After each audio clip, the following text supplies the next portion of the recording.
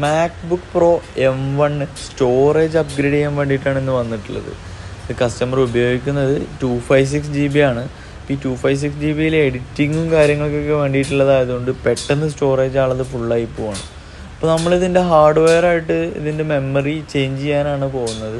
പിന്നെ മദർ ബോർഡും കാര്യങ്ങളൊക്കെ നമ്മൾ പുറത്തെടുത്തു, മെമ്മറി എല്ലാം പുറത്തെടുത്തു. പഴയ ഇപ്പോൾ ഈ മോഡലിൽ വരുന്നത് 2 മെമ്മറി ആയിട്ടാണ് വരുന്നത്. നമ്മളിതിലേക്ക് 512-ൻ്റെ 2 പുതിയ മെമ്മറികളാണ് ഇതിലേക്ക് ആഡ് ചെയ്തിട്ടുള്ളത് ഹാർഡ്വെയർ ആയിട്ട്. നമ്മൾ ചിപ്പും കാര്യങ്ങളൊക്കെ റീപ്ലേസ് ചെയ്യുന്നതാണ് ഇപ്പോൾ ഇതിൽ കാണിക്കുന്നത്. ഈ IC മാറിയതിന് ശേഷം നമ്മളെല്ലാ കാര്യങ്ങളും കണക്ട് ചെയ്തു, സോഫ്റ്റ്വെയറും ഇതിൻ്റെത് റീസ്റ്റോർ ചെയ്തു, ലേറ്റസ്റ്റ് വേർഷൻ തന്നെ ആഡ് ചെയ്തതിന് ശേഷം നമ്മൾ കംപ്ലീറ്റ് ഓണാക്കി ഇതിൻ്റെ മെമ്മറി 1 TB മാറിയിട്ടുണ്ട്.